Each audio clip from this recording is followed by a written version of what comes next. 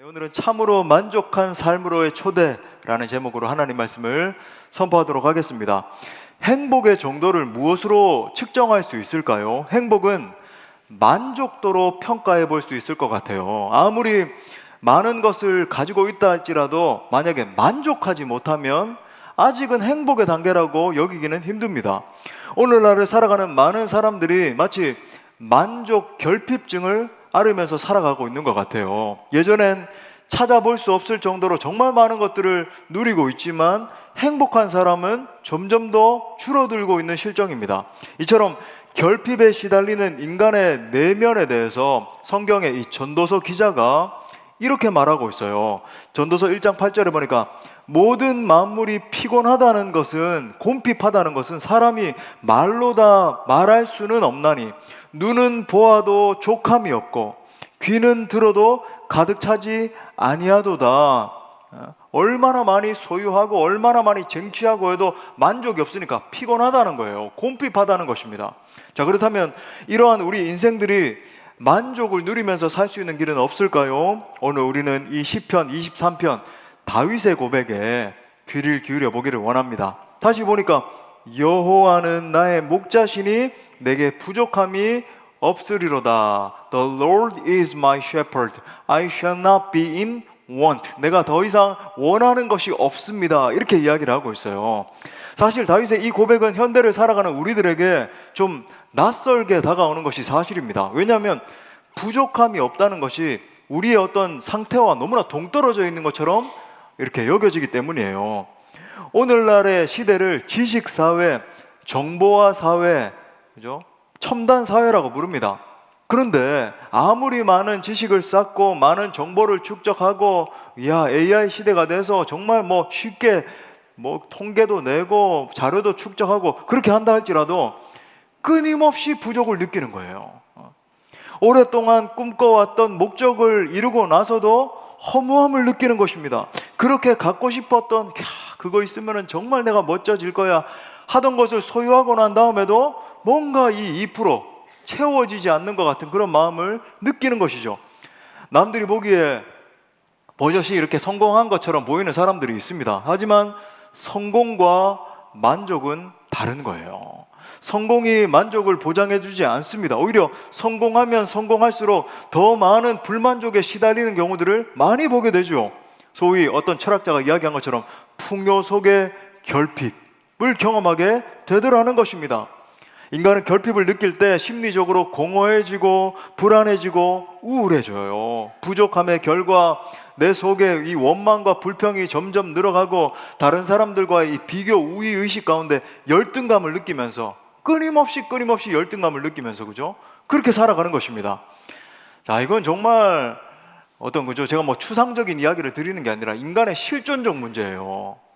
이 실존적으로 중요한 심각한 문제 앞에서 우리는 이러한 질문을 던지게 되는 것입니다. 과연 이러한 우리의 내면의 갈증에 대한 해결책은 무엇인가? 오늘 본문의 다윗은 어떻게 지금 여호와는 나의 목자시니까 부족함이 없다, 내가 만족한다, 이런 고백을 할 수 있는가라는 것이죠. 오늘 우리는 말씀을 통해서 이 질문들에 대한 답을 얻기를 원합니다. 말씀을 통해 가장 먼저 우리 인간의 궁극적인 갈망에 직면하는 은혜가 여러분 모두에게 임하시기를 바랍니다. 그래서 그 갈망을 해결하시고 우리를 새로운 차원으로 오르게 하셔서 놀라운 새로운 삶을 살게 하시는 바로 그분을 만나는 축복이 함께 하시기를 축복합니다. 자, 크게 세 가지로 살펴보겠습니다. 첫 번째로 인간 결핍의 뿌리는 죄와 탐심입니다. 우리 한번 따라해 볼까요? 저는 이게 자꾸 따라하게 시킵니다. 왜? 그렇게 할 때 이제 자꾸 이렇게 우리가 그죠? 이렇게 학습이 되고 이렇게 인지가 되고 따라합시다. 인간 결핍의 뿌리는 죄와 탐심이다. 자, 과연 인간은 스스로가 이 결핍의 문제를 해결할 수 있을까요? 많은 사람들이 관찰을 해보면 그죠? 이 결핍의 문제를 해결하기 위해서 열심히 땀을 흘리면서 살아가는 것을 보게 돼요. 하지만 궁극적인 이 결핍의 문제를 해결하지 못하죠. 그러니까 우리의 성실이나 노력에 뭔가 문제가 있다는 것입니다. 성경은 이 인간이 겪고 있는 결핍의 궁극적인 원인이 있음을 지적하고 있어요. 그것은 바로 인간의 죄 문제입니다. 죄가 가져온 결과는 우리가 생각하는 것보다 훨씬 더 파괴적이에요. 하나님이 인류 최초로 창설하신 이 에덴 동산은 과연 어떤 곳입니까? 모든 것이 정말 완벽하게 갖춰진, 풍성하게 갖춰진, 부족함이 없는 곳이었어요. 그런데 이 원수 마귀는 너무나 교묘해요. 하나님이 창설하신 그 완벽한 곳에 부족한 것이 있다고 여기도록 속이는 것이죠. 이 원수 마귀 사단의 특징이 뭐냐면 liar, 속이는 자거든요. 보십시오. 우리는 보통 지금도 그죠, 세상의 철학자들이나 뭐 과학자들 이런 사람이 TV 같은 데 나가지고 이 성경에 대해서 막 이야기를 하면서 왜 저 선악과를 둬가지고 저 선악과를 바라보면서 인간이 욕망하도록 만들었는가, 그러니까 타락의 원인자는 하나님이야, 이런 식으로 생각을 하는데, 생각을 해보십시오. 하나님이 에덴 동산을 창설하실 때는 그 에덴 안에 있는 모든 것, 모든 과실들, 모든 열매들, 모든 풍성한 나무들, 동식물들 다 누리게 만들어 주셨어요. 그 모든 것을 누리게 하셨는데 단 하나, 선악과만은 너희가 먹으면 안 된다. 왜? 이것은 나의 영역이야. 내가 너희를 얼마나 사랑하는지, 동산의 이 풍성함을 너희에게 마련해 준 것은 모든 것을 누리게 하려는 나의 사랑의 마음이야, 이렇게 표현을 하셨는데, 요거 하나만큼은 나의 영역이니까, 그죠? 유명한 대사 있잖아요. 나는 선생이고 너는 학생이야. 나는 하나님이고 너는 피조물이야. 이걸 기억하라고 하나 남겨두셨는데, 요거 하나 못 먹게 한다고 요거에만 집중하면서, 그죠? 이걸 탐하게 하는 거예요. 봐봐, 원수의 특징입니다. 봐봐, 하나님은 이런 분이야. 너희에게 딱 이렇게 금을 긋고 제한을 둬서 이것을 누리지 못하게 하는, 먹음직도 하고 보암직도 하고 계속 그것을 갈망하게 만드는 것이죠. 이처럼 똑같아요. 오늘날에도 사탄 마귀는 기발한 방법으로 인간을 유혹합니다. 모든 것이 넘치는 곳에 부족함을 느끼게 하는 것, 그죠? 많은 축복을 누리고 있음에도 불구하고 결핍을 느끼게 만드는 것, 이것이 사탄의 전공입니다. 결국 아담과 하와는 뱀에게 속아서 하나님의 말씀에 불순종하게 되죠. 그 결과는 비참한 것이었어요. 하나님이 에덴에서 허락하신 그 풍성함과 기쁨의 행복을 잃어버리고 말았습니다. 마침내 인간 내면에 있는 이 타는 듯한 결핍이 시작된 것이죠. 그 물리적인 결과로. 이 결핍의 타락의 결과는 그냥 추상적으로 그런 일이 일어났구나, 그게 아닙니다. 실제 결과가 일어났어요. 항상 죄는 결과를 가져옵니다. 인간 결핍을 스스로 채우기 위해서 땀 흘려 뻘뻘 땀을 흘리면서 수고를 해야 되는 거죠. 예전엔, 타락 전에는 어땠습니까? 하나님이 풍성하게 마련해 두신 것을 그저 누리면서 찬양하면서 기뻐하면서 그렇게 살아갔으면 돼요. 하지만 범죄한 이유로 땀을 흘려야만 소산물을 얻을 수 있는 것입니다. 그죠? 해산의 고통을 느껴야만 이 다음 세대를 얻을 수 있는 것이고, 그것도 문제인데 더 치명적인 저주가 있죠. 아무리 노력을 해도 만족을 얻을 수 없다는 거예요. 필요가 채워져도 만족이 오지 않습니다. 죄가 탐심을 불러오고, 인간의 탐심은 이 채워도 채워지지 않는다는 특징이 있는 거예요. 인간의 끝없는 탐심과 욕망의 결말에 대해서 성경이 이렇게 경고하고 있어요. 성경은 얼마나 놀라운 책인지 인간의 심연을 들여다봅니다. 자, 야고보서 1장 15절 다 같이 읽어볼까요? 시작. 욕심이 잉태한 즉 죄를 낳고, 죄가 장성한 즉 사망을 낳느니라. 아멘. 자, 욕심이 잉태했어요. 근데 뭘 낳대요? 죄를 순풍 낳는 거예요. 이야, 태어났는데 죄예요, 죄. 근데 이 죄가 이제 점점점 자랍니다. 청소년기 지나고 이제 장년이 됐어요. 죄가 장성한 즉 뭘 낳는데요? 사망을 순풍 낳는 거예요. 순풍 그러니까 좀 이상한가요? 네. 채워도 그죠? 마음속에 불만족과 불평이 주렁주렁 열매 맺혀지는 이유가 무엇인가? 이전보다 부족했기 때문이 아니라 이전보다 욕심이나 탐심이 점점 더 많아지기 때문에 그런 것입니다. 우리나라도 생각해보면 정말 배고픈 시절이 있었잖아요. 뭐 이렇게 잘 살게 된 게 불과 뭐 몇십 년 안 됐잖아요. 그때는 배를 채우는 게 쟁점이었습니다. 잘 살아보세, 그죠? 열심히 일을 하세. 막 하루에 15시간, 16시간, 주 6일 일하고. 지금은 배는 채워졌지만 만족이 안 되는 거죠, 사람들이. 전 세계 OECD 국가 자살률 1위 국가가 어딥니까? 우리나라예요. 제가 저 선진국이라 그래가지고 처음에 이제 석사학위 유학하러 이제 캐나다에 갔는데 그 토론토의 지하철역마다 뭐라고 적혔냐면 자살하고 싶은 생각이 있는 사람 있으면 빨리 여기로 전화하세요.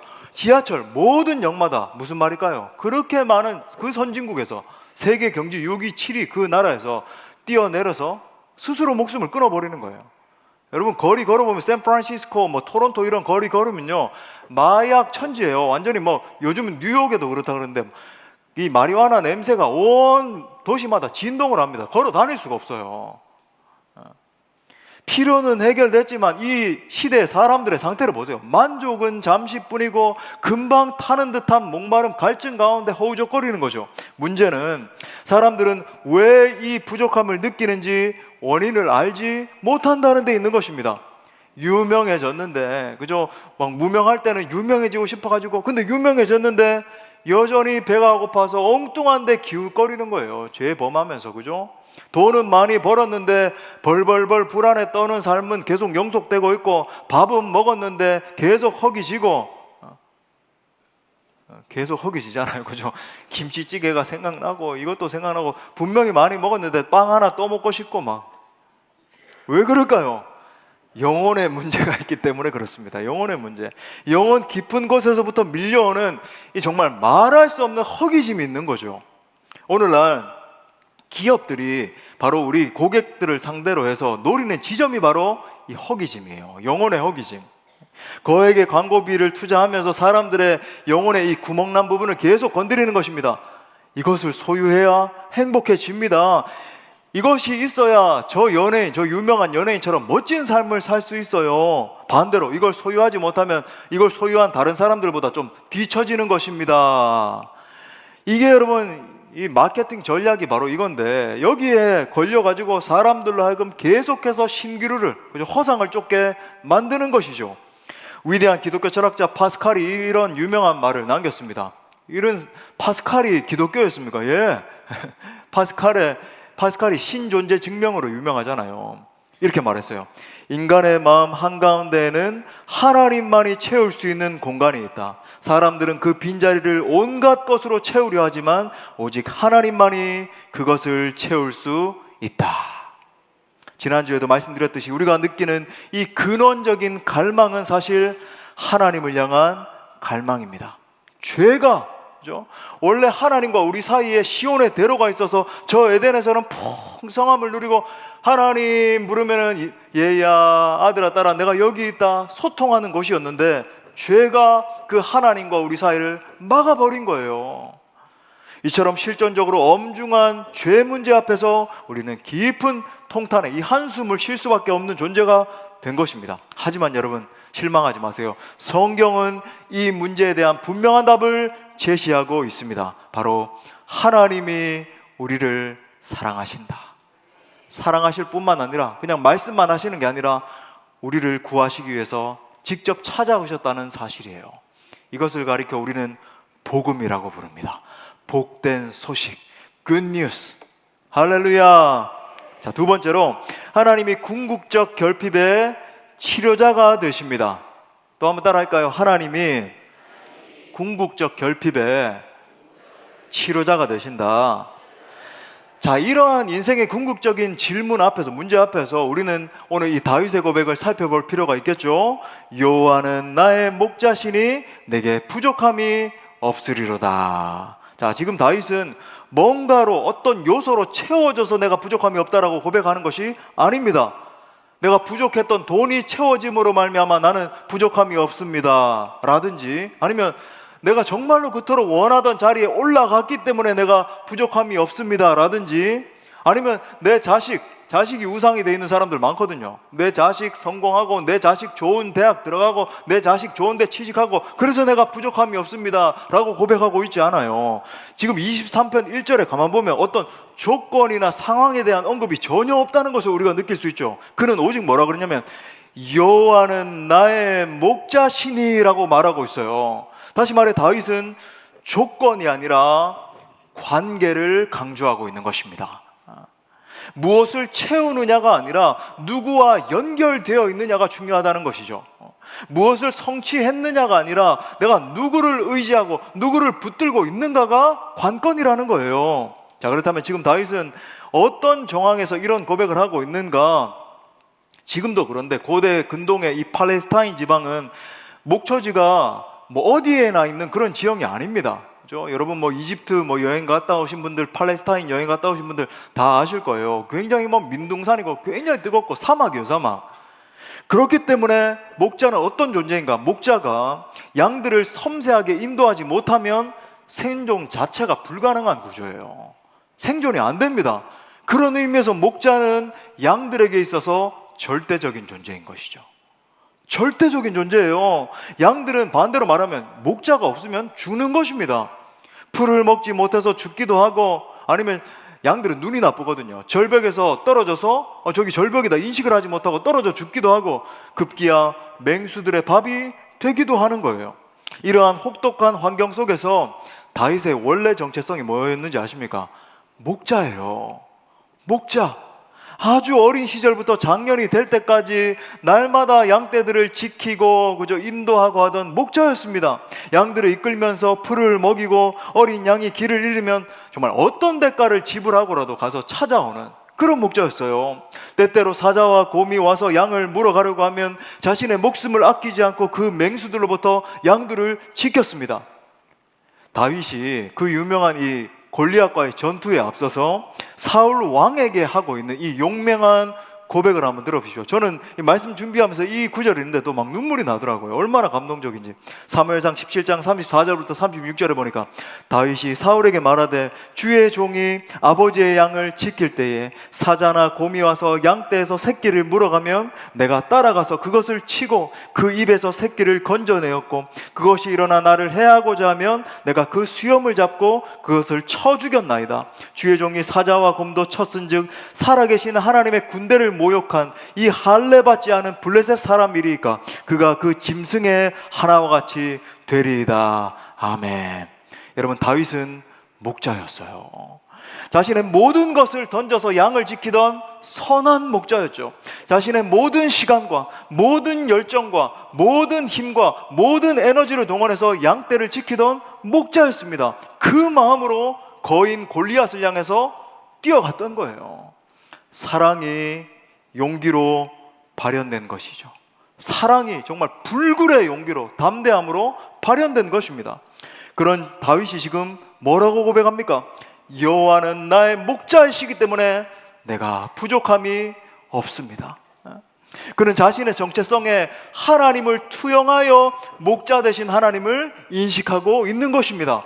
무슨 말이죠? 내 목자 되신 하나님은 자신의 모든 것을 던져 나를 지키시는 분이시기 때문에 내가 부족함이 없습니다. 이런 고백인 거예요. 내 목자 되신 하나님은 자신의 생명까지도 아끼지 않고, 이게 중요해요. 여기에 복음이 들어있습니다. 자신의 생명까지도 아끼지 않고 나를 위해 희생하는 분이시기 때문에 내게 더 필요한 것이 없습니다. 라는 고백인 거예요.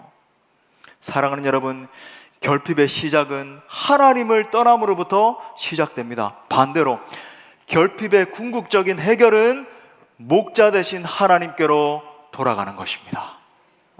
조건의 충족이 답이 아니라 관계의 회복이 인생의 정답이에요. 누가복음 15장에 보면 돌아온 탕자 이야기가 나오거든요. 일명 돌탕 이야기. 들어보셨습니까? 예.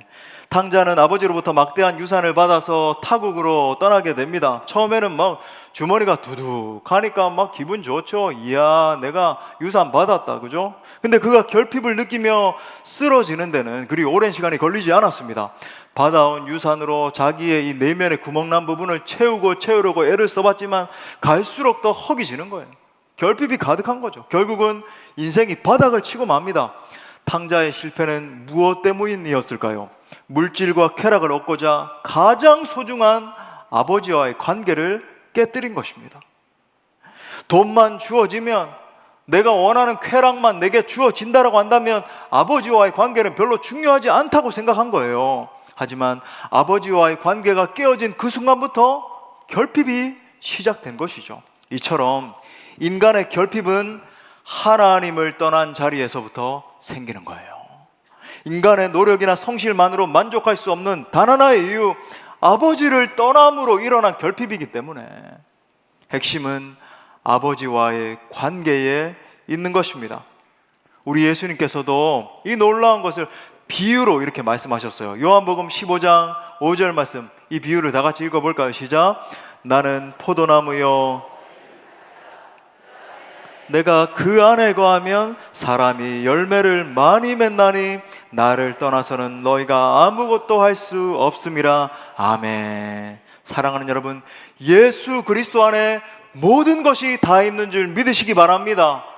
여러분, 예수님과 깊은 사귐의 관계에 있을 때 모든 인생의 풍성함이 다 찾아오는 거예요. 기도 응답의 축복도, 하나님 때를 따라 돕는 사람들을 붙여주시기도 하고, 필요하면 재정도 붙여주시고, 건강의 축복도 허락해 주시고, 예수님 안에 있으면 여러분 필요함에 따라 하나님의 영광을 추구할 때 모든 것을 다 부어주시는 거예요. 사도 바울도 자신의 전 삶을 통해 경험한 이 풍성함에 대해서 이렇게 고백하고 있습니다. 빌립보서 4장 13절, 이 말씀도 우리 선포해요. 시작.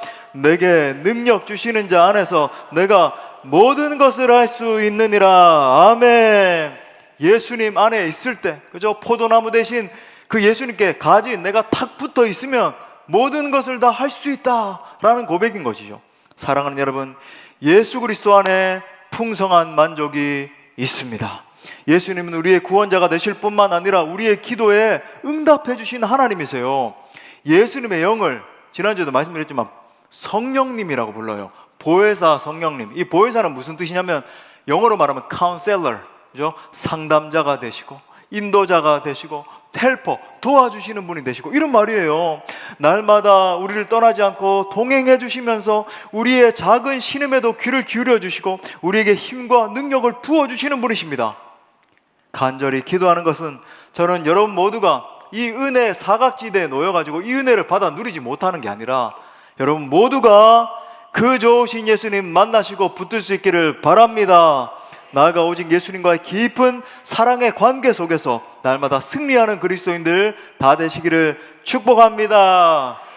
마지막 세 번째로, 하나님은 우리에게 풍성한 은혜를 공급하십니다. 또 따라할까요? 하나님은 우리에게 풍성한 은혜를 공급하신다. 여러분, 정말 놀라운 사실이 뭐냐면 우리 믿음의 사람들에게는 부족함도 은혜로 바뀐다는 거예요. 부족함이 은혜로 작용한다는 사실입니다. 왜 믿음의 사람에게는 부족함이 은혜로 작용할까요? 세상 사람들에게는 그냥 부족함은 부족함이잖아요. 뭐가 없으면 그냥 그걸로 끝이에요. 없기 때문에 힘들어요. 근데 우리에게는 부족함이 은혜가 됩니다. 왜요? 부족함을 느끼기 시작할 때 비로소 하나님을 찾기 때문이에요. 그때 하나님을 만날 수 있는 적기가 형성되는 것입니다. 아까 말씀드렸던 당자는 자신의 가지고 있던 이 재산이 다 떨어지기 전에는 아버지의 집을 찾을 생각조차 하지 않았죠. 이야, 누려보자. 정말 내가 많은 것을 소유했다. 내 마음대로 살아보자. 아버지를 찾을 생각조차 하지 않는 것이죠. 우리 대부분의 사람들이 이와 같습니다. 배부르고 잘 나가고 내 뜻대로 될 때 하나님을 찾는 사람은 별로 없어요. 그럼 언제 정말 하나님을 찾는가? 힘들고, 그죠? 지치고 곤고할 때 아버지 하나님, 나는 주님이 필요합니다. 지난주 우리 유열씨 간증도 봤지만 정말 많은 연예인들, 그죠? 예수님 만난 간증들 이렇게 유튜브 같은 데 보면 좀 떠 있잖아요. 새롭게 앞서서 같은 데 보면 많이 나오거든요. 그분들 대부분 공통점이 뭐냐면 인생의 바다가 쳤어요. 잘 나가고 막 유명하고 돈 많이 벌고 할 때는 내가 막 신인 줄 알고 내가 뭔가 되는 줄 알고, 그죠? 떵떵거리면서 살다가 무너지니까, 관계가 깨어지니까, 그죠? 뭐 곰핍함을 느끼게 되니까 막 하나님을 찾고 그때서야 비로소 하나님의 은혜를 알게 되더라. 놀라운 것은 예수님은 그런 우리의 곤고함을 당신의 풍성함으로 채워주신다는 거예요. 누가복음 5장에 보면 베드로가 예수님을 만나는 장면이 나옵니다. 베드로는 과연 언제 예수님을 만났는가? 밤새도록 수고했지만 물고기를 잡지 못했을 때 비로소 예수님을 만나게 됩니다. 자신의 배가 텅 비어있는 모습을 봤을 때, 쉽게 말해 열심히 노력하고 땀을 흘리고 성실하게 살아봤지만 소득이 하나도 없는 바로 그때에 예수님을 만나는 거예요. 이렇게 생각할 수 있습니다.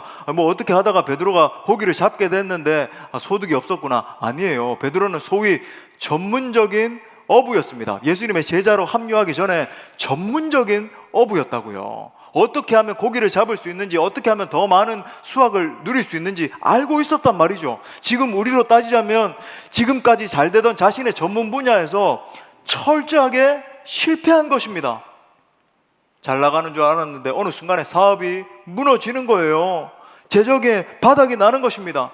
대체 내 삶 가운데 어떻게 하면 이 위기를 타개할 수 있을 것인지 탈출구가 보이질 않는 거예요. 숨이 콱콱 막히고, 내가 이 분야의 전문가였는데, 나 소위 잘 나가는 사람이었는데 왜 내 삶에 이런 일이 벌어지지? 어떻게 하면 어떤 방향을 붙들어야 되지? 알지 못하는 것이죠.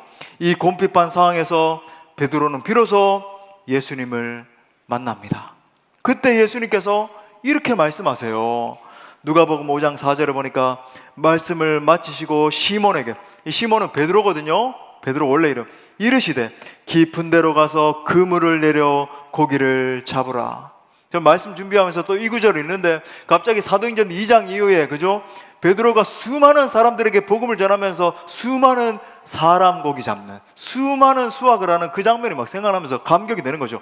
깊은 데로 가서 그물을 내려 고기를 잡으라. 예수님의 말씀에 순종했을 때 배가 터져나가도록 물고기를 잡는 역사가 일어난 줄 믿습니다. 여러분, 왜 우리 그리스도인들에게 결핍이 은혜인 줄 아십니까? 예수님은 우리의 빈배를 채우시는 분이시기 때문에 그렇습니다. 삶의 심각한 결핍의 상황을 만났을 때 예수님께 손들고 나아가면 그 결핍을 고쳐주시는 역사가 일어나는 거예요. 칠흑과 같이 어두운 인생의 밤에 하나님을 만나게 되면 그 하나님께서 어둠을 밝히시는 빛이 되시는 것입니다. 그래서 주 안에서는 부족함도 은혜가 되는 거예요. 주님을 찬송하면서 할렐루야 할렐루야, 내 앞길 멀고 험해도 나 주님만 따라가리. 내 앞길이 멀고 험해 보인다 할지라도 왜 주님만 따라갈 수 있습니까? 주님은 날마다 그 부족함의 상황을 하나님의 풍성함으로 채워주시기 때문에. 그 주님이 이렇게 또 말씀하세요. 마태복음 11장 28절. 이 말씀도 다 같이 읽어요. 시작. 수고하고 무거운 짐진 자들아 다 내게로 오라, 내가 너희를 쉬게 하리라. 아멘. 참된 안식의 길이다. 요한복음 4장에서도 목마른 한 여인이 나오잖아요. 사마리아 땅에 살던 이 여인, 버림받은 여인, 무시당하던 여인 아닙니까?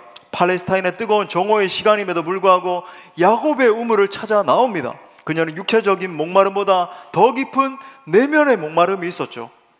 이 정오에 나왔다는 거, 팔레스타인의 정오에 나오는 사람 아무도 없거든요. 막 40도 50도 올라가는데 수치의 사람이라는 거예요. 사람을 만날 수 없습니다. 그 누구와 만나서 대화할 수 있는 입장이 아니에요. 그 마음 가운데 공허함과 외로움과 수치로 완전 뒤범벅이 되어 있는 사람이기 때문에 온 인생을 낭비하면서 한숨 짓고 있던 그런 여인이었습니다.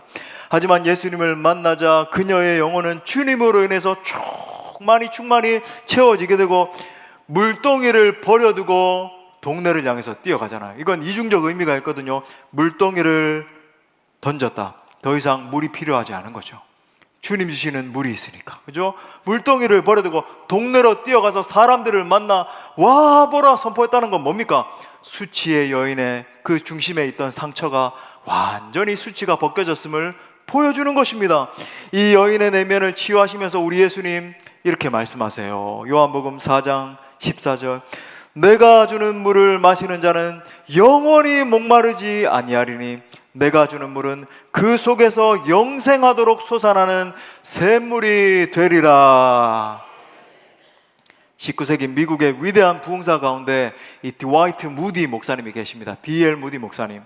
그는 젊은 시절 시카고에서 성공한 사업가가 됐어요. 어느 날 그는 한 교회 집회에서 하나님을 뜨겁게 인격적으로 만난 뒤에 전 재산을 가난한 이들에게 나눠주고 복음 전도자의 길을 걷기 시작했습니다. 그를 통해서 당시 미국 땅에 큰 부흥의 역사가 일어났어요. 우리 기존의 성도님들은 이 무디 목사님 다 알고 있거든요. 정말 놀라운 일을 위해서 쓰임받았습니다. 3차 대각성 운동의 주역으로 쓰임받았고 수많은 사람들이 그를 통해서 예수님을 만나는 역사가 일어났어요. 훗날 그는 이렇게 고백했습니다. 나는 사업으로 성공했을 때보다 하나님을 만난 그 순간이 내 인생에서 가장 부요한 날이었습니다. 우리의 목자 되신 하나님은 누구신가? 모든 풍성함의 근원이십니다. 요한복음 10장 10절, 도둑이 오는 것은, 여기서 말하는 도둑은 사탄 마귀를 말해요.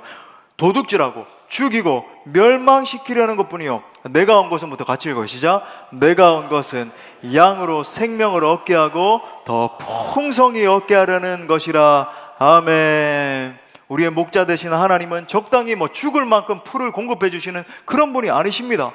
우리의 현실 가운데서 그냥 근근히 버텨낼 수 있는 은혜만 주시는 게 아니라 넉넉하게 풍성하게 승리할 수 있도록 도와주시는 그런 하나님이세요. 물론 우리가 신앙생활 한다라고 해서 어려움이 존재하지 않는 삶, 이 세상에서부터 완전히 탈피해가지고 또 다른 이상한 삶을 산다, 이런 게 아닙니다. 인생이라고 하는 것은 어쩌면 기쁨도 있고 고통도 있고 공존하는 거예요. 본문의 주인공인 다윗도 어려움이 없었던 게 아니죠. 오히려 수많은 난관과 고통과 환난과 어려움을 극복해야 될 때가 많았습니다. 또한 통일 이스라엘의 왕이 되었기 때문에 부족함이 없다라고 고백하는 것도 아니에요.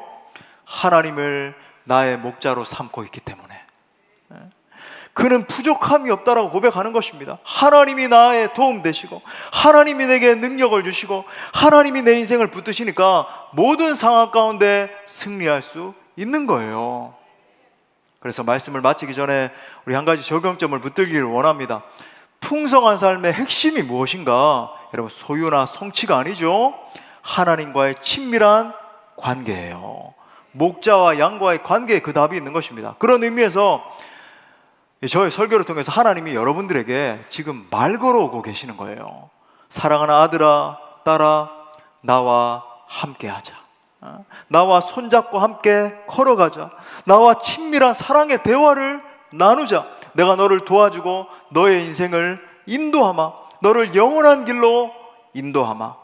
여러분, 이 음성을 분명히 들었다면 이제는 우리 차례예요. 내가 적극적으로 반응해야 됩니다. 네, 주님, 이제는 제가 주님만 붙들고 주님을 따라가는 삶을 살겠습니다. 이 세상의 가치에 목을 매는 인생이 아니라 주님을 나의 피난처로 삼고 살겠습니다. 그것을 위해서 어떻게 해야 될까요? 제가 세 가지 적용점을 드리겠습니다. 첫 번째로, 하나님께 예배 드리는 것에 최우선순위를 두십시오. 여러분, 교회에 우리 공적인 예배가 있거든요. 우리 주일 대예배 여러분 나오셨습니다. 그죠? 우리 금요 성령 집회도 있고 수요 예배도 있고, 처음부터 그 모든 예배를 다 나올 수는 없겠지만 여러분, 주일 예배는 여러분 반드시 지키셔야 되고, 우리 기존 성도들 아닙니다. 그죠? 금요 성령 집회 나오고 다 나와야 돼요. 근데 여러분, 우리 처음 오신 분들은 주일 예배 정말 사수하셔야 돼요.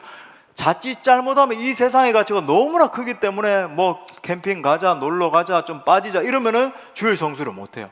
주일날 나오셔서 예배 드리시고 찬양하고 말씀 듣고 기도하는 가운데 하나님의 임재를 경험하는 것이 너무나 중요해요. 자, 두 번째 적용점은, 가정교회 모임에 나가셔서 오늘도 여러분들이 이제 초대받아서 이제 나가고 함께 소풍도 하고 할 텐데, 이제 등록하시고 나면 새가족반 수료하면 가정교회로 배치가 돼요. 그러면 여러분 대부분은 이제 여러분 인도한 전도자의 그 가정교회 배치될 텐데, 나가셔서 성도와의 교제의 기쁨을 누리십시오. 여러분, 성도는 결코 혼자 서기가 어려워요.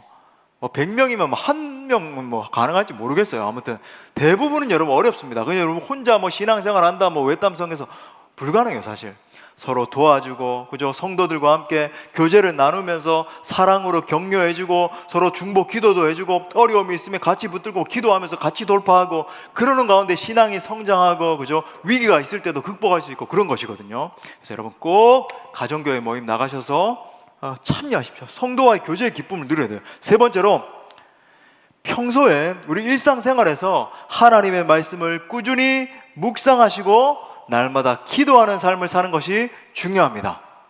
완전히 이제 예수님 처음 믿는 분들은 이게 좀 어려울 수는 있어요. 그러기 위해서 우리 교회에서 여러 가지 양육 프로그램도 있고, 이제 묵상할 수 있도록, 기도할 수 있도록 자꾸 이렇게 훈련도 하거든요. 그 훈련에 이제 참여하시면 되고, 이걸 이제 뭐라 그러냐면 경건 생활이라 불러요. 우리 표어도 경건의 능력으로 일어서리라 그러잖아요. 이 경건 생활, 말씀을 묵상하고 기도하는 생활을 하는 게 중요합니다. 왜? 내가 더 든든히 서기 위해서, 내가 더 능력 있게 사명 감당하기 위해서 중요해요. 우리 공동체는 이제 주 5일 이상 하나님의 말씀을 묵상합니다, 그렇게 합니다. 목사님 왜 주 5일입니까? 주 7일인데 제가 마음이 약해가지고 주 7일하면 너무 또 힘들까봐, 압박감을 느낄까봐 또 제가 굉장히 착합니다. 그래가지고 주 5일 이상은 그래도 하자, 그렇게 이제 묵상하시고, 최소 이제 여러분에게 권면드립니다. 금요 성령 집회가 저희 교회 굉장히 뜨겁거든요. 우리 사랑하는 기존 지체들은, 또 우리 리더들은 반드시 금요 성령 집회 나오셔야 되고, 근데 우리 새로 오신 분들도 한 번씩 나와 보십시오. 금요 성령 집회 굉장히 뜨겁고, 조금 이렇게 막 그저 이 분위기가 좀 어색할 수는 있겠지만 참여하다 보면 큰 은혜가 있고 기도 응답의 축복을 누려요. 이상하게 그죠? 내가 하나님 이거 도와주세요 했는데 막 응답되는 역사가 일어나고, 처음 믿을 때는 응답이 더 빨리 와요. 그래서 여러분 그 축복을 누리시기 바랍니다. 말씀 마무리하겠습니다. 사랑하는 여러분, 여러분은 무엇을 바라고 계십니까? 무엇을 더 채우려고 열심히 살아가고 계십니까? 물론 제가 성실히 살지 말자 뭐 이런 말이 아니죠. 성실히 살고 열심히 살아야 돼요. 하지만 여러분, 그것이 결코 나의 마음에 결핍을 채울 수 없다는 것을 기억하십시오. 이 시대에도 사탄은 계속해서 이 돌들로 하여금 떡덩이가 되게 하라. 무슨 말입니까? 저거 소유해야 된다, 그죠? 저 돌들로 하여금 저 소유, 내가 원하던 거 소유해야지만 만족할 수 있다, 그렇게 속여요. 본문의 주인공인 다윗의 인생도 정말 파란만장했습니다. 수많은 위기를 넘나들고 치열한 전선에서 전쟁을 치르는 용사로 살아야 됐죠. 산전수전을 다 겪은 그 백전노장이 그의 인생을 한마디로 지금 압축하네요. 여호와는 나의 목자시니 내게 부족함이 없으리로다. 어린 양들을 지키던 신실한 목자였던 자신의 모습을 회고하면서 하나님이야말로 나의 신실한 목자이십니다. 나를 붙드시는 분이십니다. 내 인생을 여기까지 인도하셨습니다, 고백하고 있는 것이죠. 실제로 하나님은 다윗의 인생에 큰 복을 내려주셨고 그의 인생을 빛나게 만들어 주셨습니다. 그러므로 사랑하는 성도 여러분, 하나님을 목자로 모시고 살면 그것으로 충분합니다. 그것보다 더 복된 인생은 없어요. 일상 속에서 날마다 하나님과 동행하는 삶을 살면 그 다음부터는 하나님이 다 해결해 주십니다. 하나님이 능력을 주시고 지혜를 주시고 이 세상을 이길 권세를 허락해 주세요. 이 세상 권세 너무 커 보이잖아요. 이 세상의 혼란함들이 너무나 우리를 압도하잖아요. 아니요, 우리 그리스도인들은요 능히 그죠, 이 세상의 어떤 권세보다 크신 하나님을 의지하면서 살아가기 때문에 능히 승리할 수 있습니다. 마태복음 6장 33절, 이 놀라운 능력 우리 마지막으로 다 같이 읽어요. 시작. 그런즉 너희는 먼저 그의 나라와 그의 의를 구하라. 그리하면 이 모든 것을 너희에게 더하시리라. 할렐루야. 이것이 바로 하나님을 목자 삼는 인생에 주어지는 놀라운 축복이에요. 그러므로 저는 여러분 모두가 오직 하나님을 여러분의 목자로 삼을 수 있기를 바랍니다. 그래서 일평생 동안 하나님의 인도하심을 받으면서 하나님의 영광을 위해서 정말 멋지게 아름답게 쓰임받는 모든 주의 권속들 되시기를 간절히 축원합니다. 우리 말씀을 주신 하나님께 영광의 박수 올려드립니다. 다 같이 일어나셔서 함께 찬양하고 기도할까요? 우리를 인도하시는 주님, 나의 갈 길 다가도록 예수 인도하시니 내 주 안에 있는 긍휼 어찌 의심하리요. 믿음으로 사는 자는 하늘 위로 받겠네. 아멘 아멘. 무슨 일을 만나든지 만사 형통하리라. 무슨 일을 만나든지 만사 형통하리. 나의 갈 길 다가도록 예수 인도하시니 어려운 일 당한 때도 족하는 내 주시네.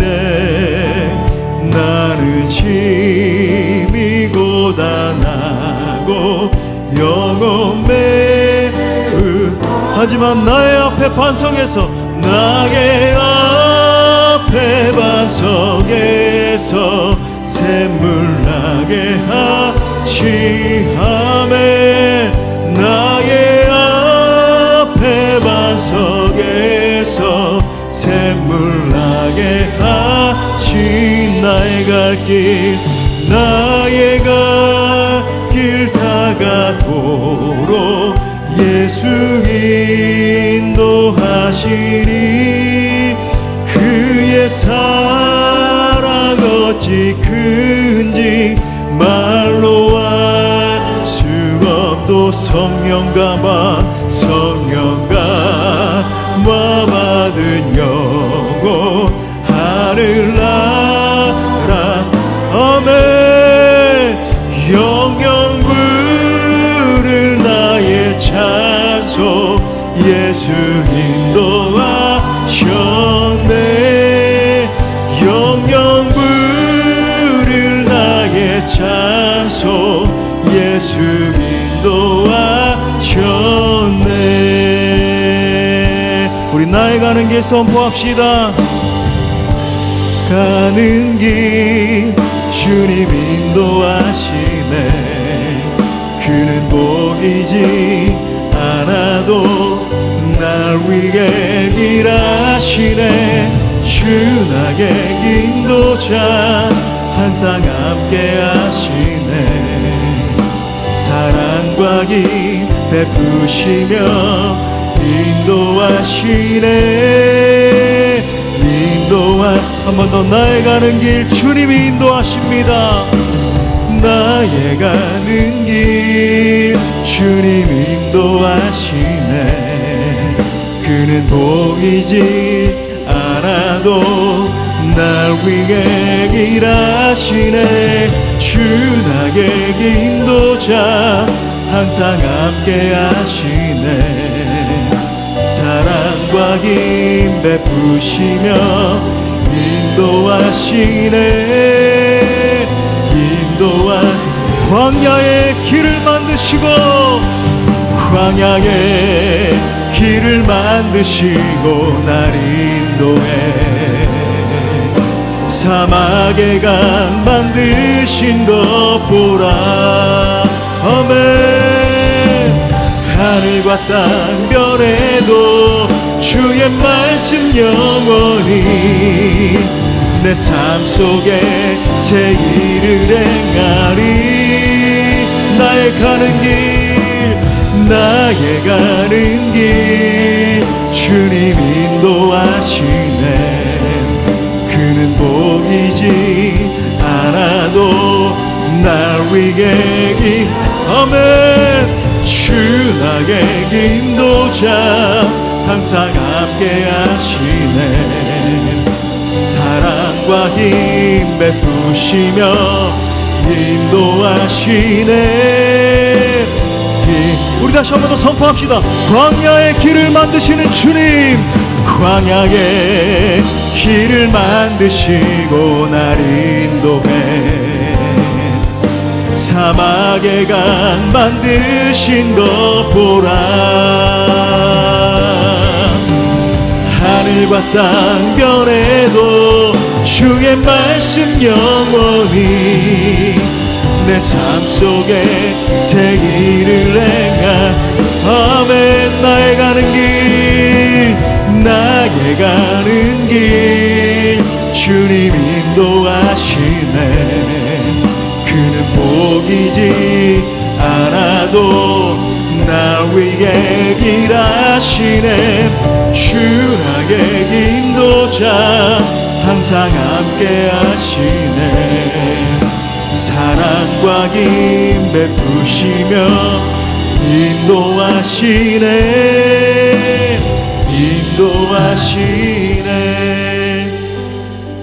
이 시간 우리 말씀 붙들고 함께 기도할까요? 우리 처음 기도하시는 분들이 계실 수 있는데, 여러분, 기도는 하나님 앞에 내 소원을 다 아뢰면 됩니다. 하나님 앞에 하고 싶은 말 다 아뢰면 돼요. 이 시간 함께 기도할 때 우리의 목자가 되시는 하나님 앞에 나가기를 원합니다. 우리의 모든 결핍으로부터 자유케 하실 수 있는 분이 오직 하나님이심을 믿을 수 있기를 바랍니다. 그 하나님을 의지하고 하나님께 기도하고 하나님과의 관계를 붙들면 하나님이 그 인생을 책임져 주시는 거예요.